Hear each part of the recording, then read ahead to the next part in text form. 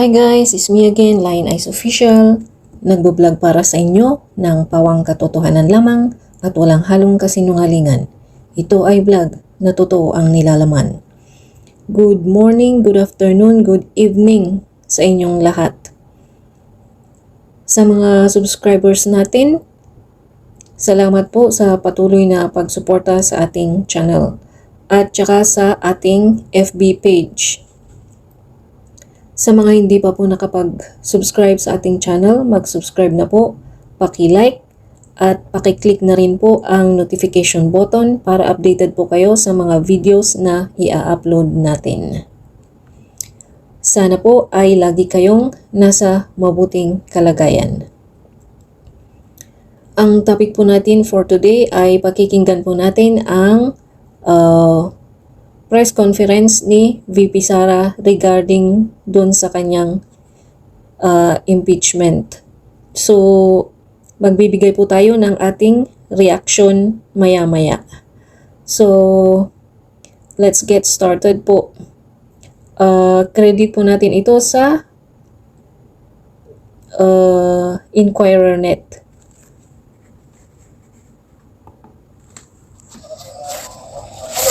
Morning. Okay na? Okay. Sige. Mga kababayan, Assalamualaikum warahmatullahi wabarakatuh. Madayaw, maayong adlaw kaninyong tanan. Magandang araw sa inyong lahat. Sa mga nakaraang araw, marami ang humingi ng reaksyon, komento, o damdamin. Damdamin ko sa issue ng impeachment na naihain laban sa akin. Sa kabila ng aking mga naging pahayag ukol sa planong impeachment sa mga nakaraan na buwan, ang tanging masasabi ko na lamang sa puntong ito ay God save the Philippines. Bukod dito, nais ko na lang ipaabot ang aking taus-pusong pasasalamat sa mga kababayan na patuloy na nagdarasal, sumusuporta, nagtitiwala, at patuloy na nagmamahal sa akin. Manalig kayo dahil sa taong bayan ang tagumpay. Syukran.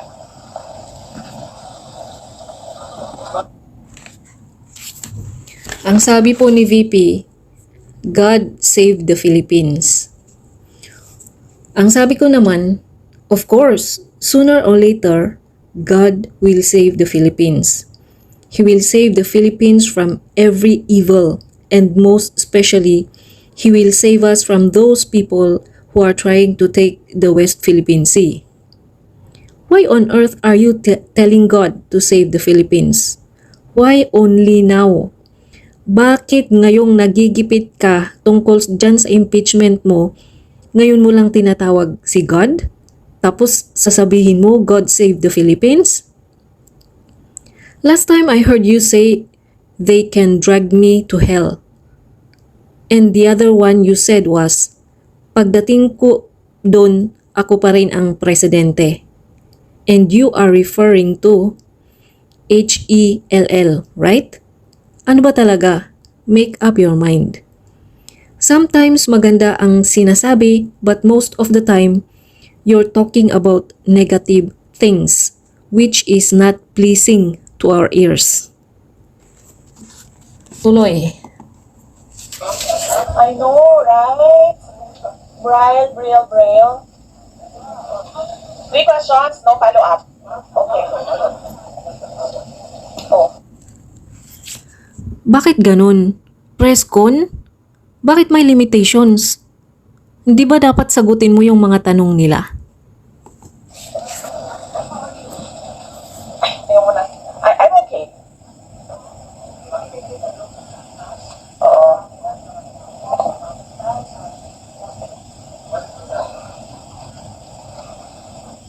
Sabi kasi, ito lang daw basahin ko.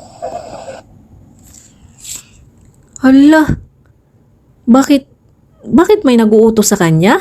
Akala ko ba siya yung boss sa OVP? Dapat siya ang magde-decide, di ba? Hindi yung siya yung nakikinig sa kanyang mga staff. And yung mga questions guys, hindi masyadong marinig.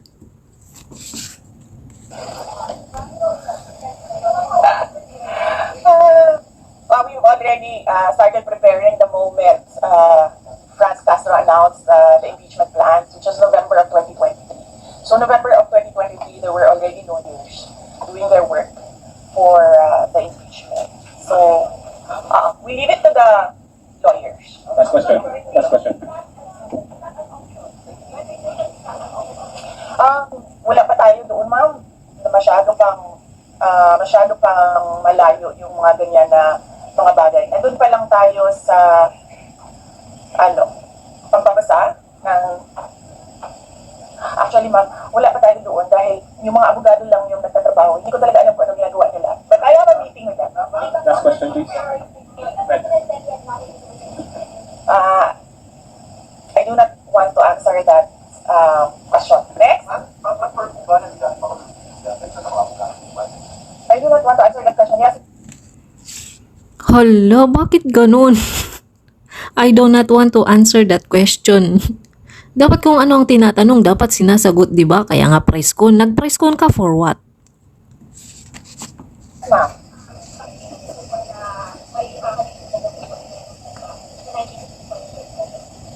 I do not want to answer that question. Last. Question. Last question. My goodness. Very choosy siya ng question.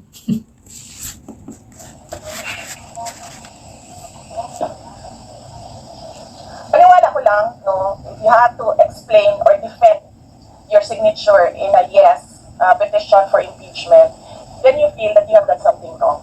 Kasi kung wala ka namang ginawang mali, bakit mo i-defend yung firma mo? Thank So you. yun yung paniwala ko. Wala po ba kayo na gumagalaw? Hindi gumalaw po ako. Hindi gumalaw po na parang I do not want to answer that question yet.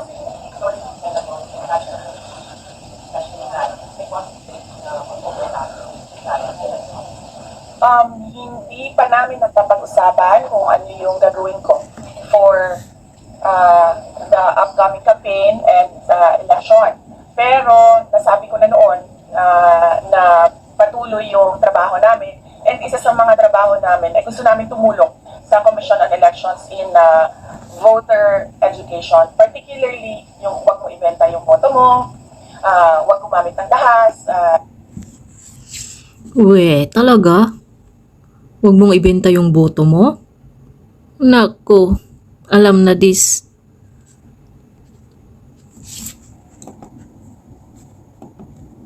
During campaign and election day, yung mga ganun. Yes, sabi ko na kanina sa statement ko sa ating mga kababayan na patuloy na sumusuporta, nagmamahal, nagdarasal, napakahalaga nun, ay manalig lang. Guys, narinig nyo yung sinabi niya. Magdasal kasi yun ang importante. Alright? Sila dahil sa taong bayan ang tagumpay. Talaga lang ha? Nasa tao ang tagumpay o nasa inyo, nasa mga bulsa nyo?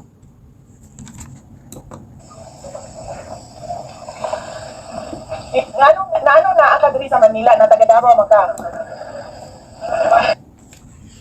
Ito ang isang ayaw ko kay VP. Nagbibisaya siya. Hindi naman lahat ng mga Pilipino Bisaya. Dapat sa simula at saka sa katapusan, magsalita siya, gamitin niya yung English language o kaya yung Tagalog. 'Di ba? Para maintindihan ng lahat. Thank you, VP Leader. Yes, sir.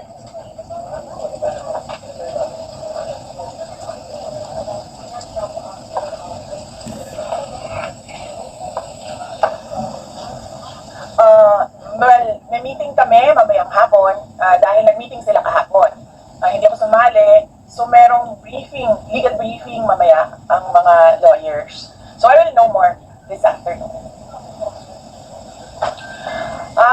Makikita nyo na yan pagpasok nila ng kanilang entry of appearance. Yes sir, opo. Kakatapos lang po ng planning conference ng the Vice President. So we did it last Tuesday, Wednesday, and Thursday para po sa 2025 and 2026. Yes, nag-announce na kami no, na wala kaming food and wala kaming burial and medical assistance dahil tinanggal yung line na yon sa budget. So hindi ka na. Ito yun guys. Sino bang may kasalanan na tinanggal yung burial and medical assistance sa pondo ng OVP? Siya rin, di ba? Remember, in-invite siya sa House of the Representatives to defend yung budget nila, di ba? Anong sagot niya? Ano yung sabi niya? I leave it to the House of the Representatives to decide. Yun ang laging sagot niya, di ba? Naalala nyo yun? And then, may parang dinodoble niya yung mga di ba kasi yung DSWD, meron din silang ganyan. Tapos yung mga PhilHealth, ganun. Parang doble-doble yung kanilang mga programa kung sakali, di ba? Na pwede maglagay ng budget doon. Tutuloy siya.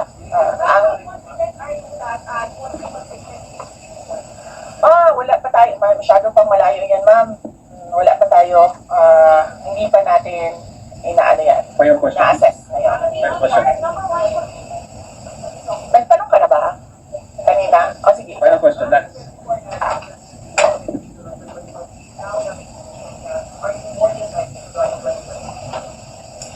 Okay. So wala pa tayo dyan. Wala pa tayo dyan. But, nasabi ko naman di ba, paulit-ulit kung we are seriously considering that. But it's difficult to decide without numbers. So, kailangan malaman yung surveys and numbers. Sa next year pa yun. Oo. Sir, nagtanong ka na? So,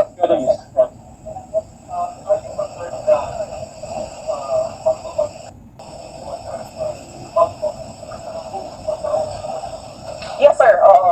Alam ko po yung penalties ng impeachment. And the moment na nag-resign ako sa Department of Education, before ako nag-resign sa Department of Education, pinag-isipan ko na lahat yan. Kasi basta sabi ko na lalo pa kayong naindan nyo na isunod ang pagtakbo sa 2025. Nasagot ko na ata yung kanina sa question ni Sir na nakaitim. Sir.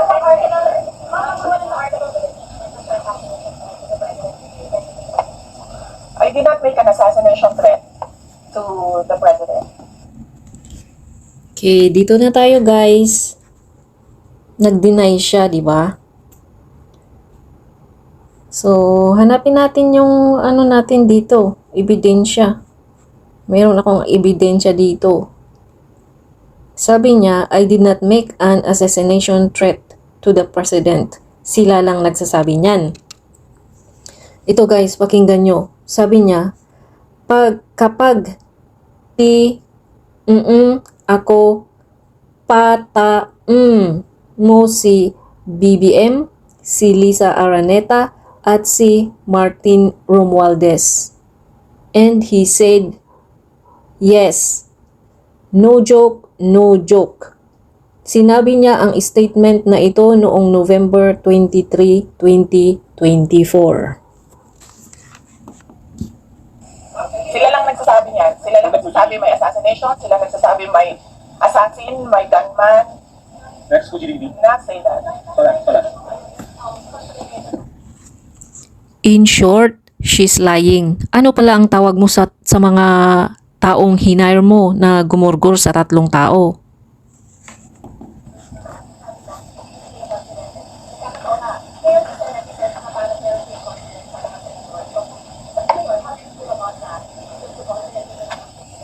Sandali, mama. Kailan ko sinabi na may confidence ako sa numbers? Ano exact na sinabi ko? Sorry, I cannot remember the exact words that I used. Unlikely ako magsasabi ng ganyan ba? Pero I will answer that next time.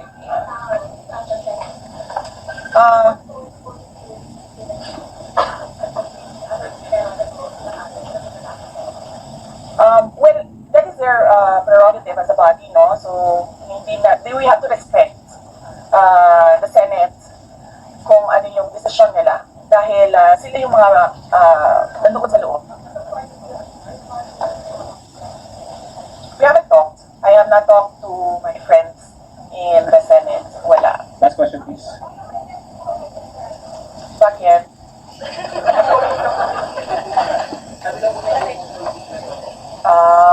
Bakit kaya? Maybe we should ask. Maybe we should ask her first. Bakit niya i-block yung impeachment?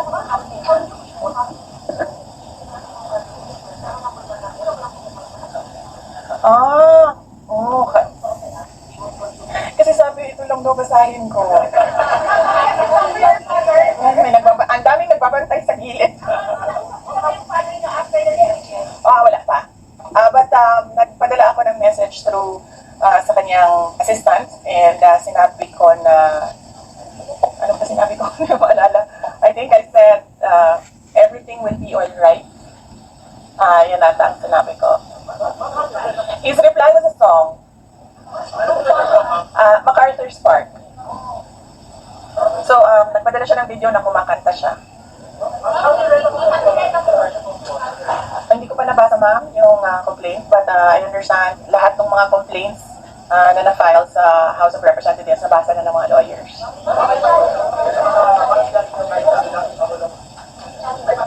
Sandali, Sarah. Sandali, Sarah. What's wrong, Bowie? Ang preparation, challenges sa preparations, so far wala naman. Wala naman kaming lang kami, na-overwhelm kami kasi ang daming mga lawyers na nag-signify na tutulong sila sa defense. So, ngayon ay pinag-uusapan on how to go about it na makuha lahat ng kanilang commitment of support at makatulong din sila sa pag-iisip kung ano yung gagawin sa defense. Arlene Delgado, ABS-CBN. Arlene, ABS. Nagtanong ka na, ma'am? Wala naman. Sige, ma'am. Sabihan ko na lang sila na mag-announce na sila kung gusto na nila mag-announce. But he is welcome. He is a lawyer. So he is welcome to give his advice, input in the defense. I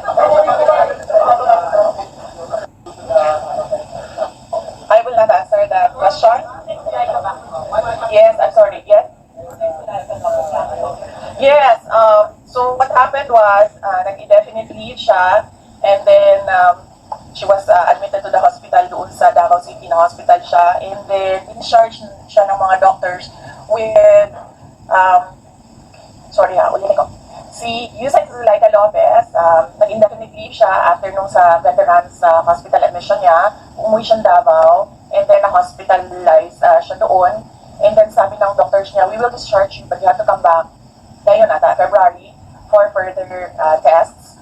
And then, bumalik siya for 1 day dito, nung January, bumalik siya for 1 day dito sa Office of the Vice President na mag-leave siya for 2 months. And then I said yes, take the time that you need for your health. And then after a week, bumalik siya. Nung January, after a week, bumalik siya dito, and then she said, hindi ako mag-leave. So, sabi ko, okay, welcome back.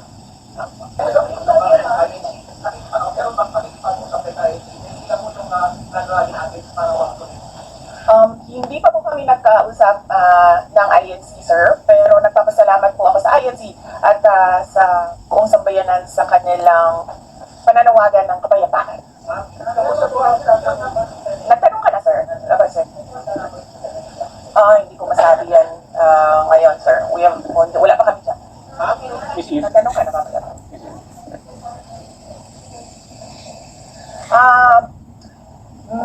He will, maybe if he wants to, he can be part of the defense team, but because of his age and because of rigorous preparations in an impeachment case, baka sabihin ko sa kanya na huwag na lang siyang mag-leave dahil medyo may edad na si former President Rodrigo Duterte. He's already 80 years old.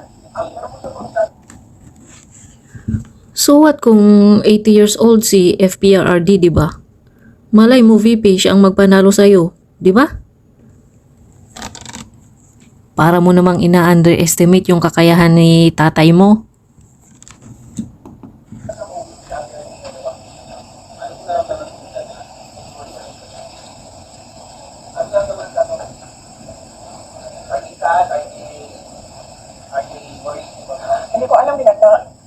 tinatawanan lang nila ako dito sa gilid kasi hindi daw ako sumunod. Sabi, basahin lang daw talaga ito. Ha? Okay. Kung pwede namang hindi, and I understand, pwede naman, hindi na. So, kasi baka ma-intimidate lang sila lahat sa presence ko doon.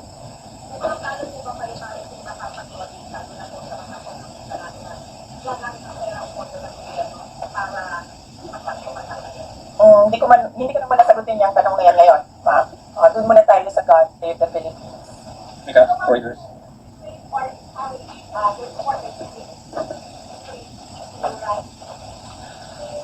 Panahon ngayon, ma'am, na sobrang mahal ng presyo ng mga bilihin, lalong-lalo na ng pagkain. Sasabihin ko sa mga supporters sa taong bayan na unahin muna nila ang trabaho and negosyo nila kesa sa mag-rally sila sa mga daan. This time around, agree ako sa sinabi niya. Why waste your time na mag-rally, di ba? Dapat isipin muna yung kapakanan, lalong-lalo na kung ikaw ay isang breadwinner.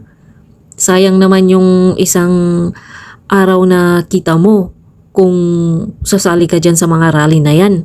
Di ba? Dahil marami o lahat tayo breadwinners. So merong mga bata o merong mga kapamilya na nagdidepende sa atin.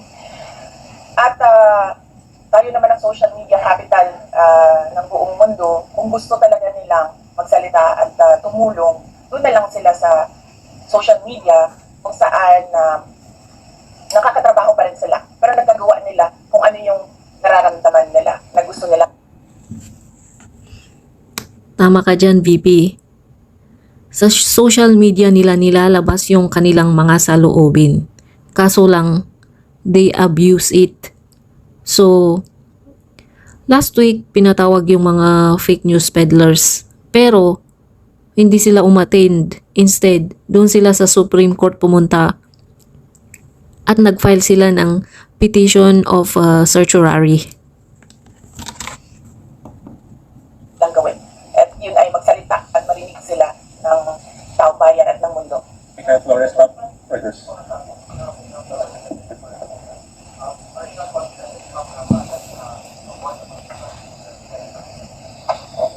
Hindi ko pa naisip yan, sir. I've not counted numbers in the Senate, so we are not there yet. We are still, the legal team is still in the preparation of the defense and what we'll do moving forward.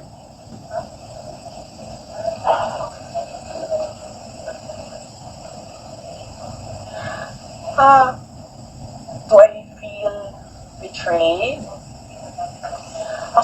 Actually, ma'am, wala akong feelings. Guys, wala daw siyang feelings. That means immune na siya, di ba? Wala akong feelings about it. Kasi, kung napapansin nyo, wala naman kasi talaga akong barkada ng politiko. I don't, Di nga.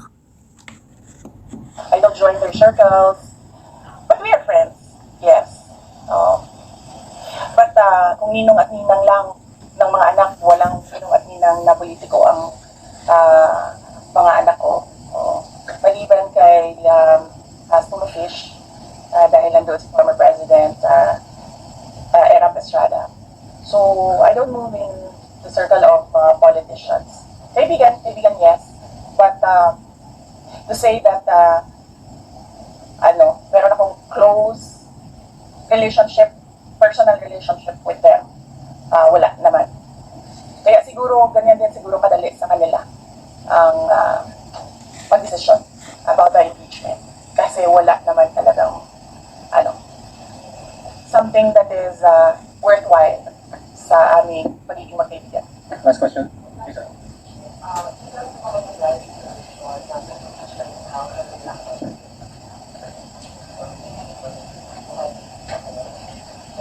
Yes. Oo, si JC. Si JC. Hindi siya natulog. Sabi sa kanya matulog ka na JC kasi ang mangyayari ay mangyayari, kaya sera-sera. Diba?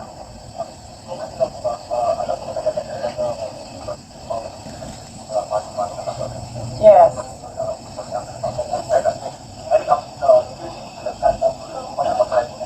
Okay, hindi ko na sasagutin yan ha. Dun lang tayo sa God Save the Philippines.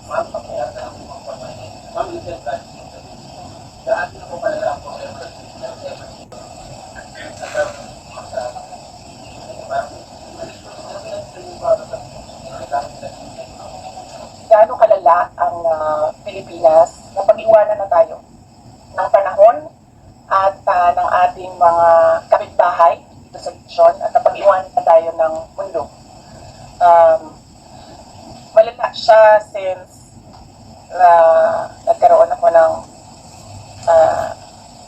understanding. Kasi 1990s, tapos 1990s, magulo, well sa amin, magulo sa Mindanao. And then, ngayon, Well, in the first place, sino ba kasi yung nanggugulo, di ba? abad siya ang gulo sa Mindanao. So, parang wala namang nagbago. So, malala, sobrang malala dahil kung nakakausap mo yung mga tao na arawan yung kanilang sweldo, yung pera nila hindi na talaga sapat para sa pagkain, para sa kuryente. Abay, kung hindi sapat yung kanilang minimum wage, edi taasan nyo. Kaysa naman, ewan ko sa inyo. Para sa bahay, para sa tubig, para sa pag-aaral ng kanilang mga anak. At kung basihan natin yung pag-alis ng mga Pilipino sa sarili nilang bansa, ay sobrang malala dahil sobrang dami ng ating mga kababayan ang pumupunta, nakikipagsapalaran sa ibang bansa dahil wala silang makita na pag-asa, wala silang makita na oportunidad dito sa ating bayan. Exactly. Tama ka dyan, VP. Walang mahanap na trabaho sa Pilipinas. Kaya kahit yung mga professionals, nag-a-abroad na lang sila kasi sa ibang bansa meron silang pag-asa. Kaya parang nakakaawa na tayo. Nakakaawa. Then you should know what dapat alam mo kung ano yung gagawin nyo, di ba? Kung talagang naaawa kayo sa mga tao, sa mga kababayan nyo, di ba? Tayo dito sa loob at nakakahiya yung estado natin kapag iniligay mo siya in a global stage na kung saan pinapanood tayo ng ibang mga lahi at ibang mga bansa. Nakakahiya pala. Di, ikaw na lang mismo ang mag-angat ng Pilipinas if you can. Di ba? And because of that, tapos na tayo. Diba? Maraming salamat sa oras ninyo. Magandang umaga. Oh yeah! Yes, happy birthday. Oh, basing on the palakpak ng mga kasamahan ko sa Office of the Vice President, okay naman sila.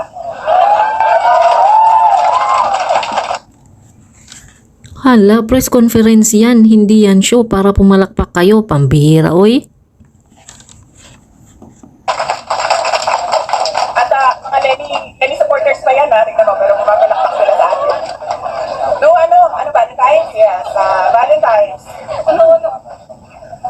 Alam nyo, mas masakit pa ang maiwanan ng boyfriend o girlfriend kesa ma-impeach ka ng House of Representatives.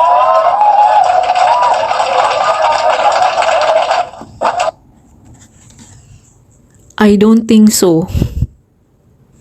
I don't think so, guys. Baka it's the other way around. Na mas masakit ang ma-impeach ng House of the Representatives kaysa iwanan ka ng girlfriend o boyfriend mo, di ba? Ay nako. So, diyan na po nagtatapos ang ating topic for today. Salamat po sa inyong pakikinig. So, Lion Eyes Official muli, at naniniwala sa kasabihang, di bali ng maliit ang views, wag lang tayong magpapakalat ng fake news. Thank you once again. Kita-kita tayo sa susunod na video natin. So magpapaalam na po ako. Mag-ingat kayo palagi. I love you all. Bye-bye.